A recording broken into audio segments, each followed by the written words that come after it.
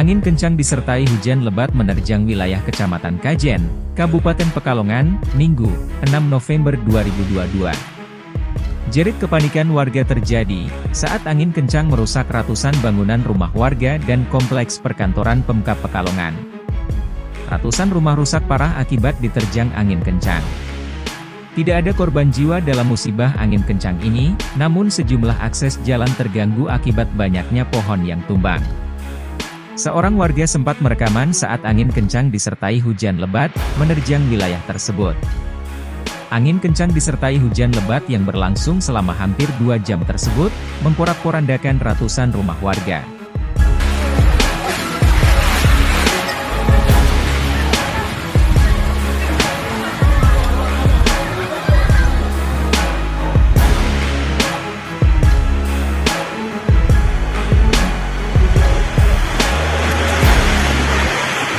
Waduh.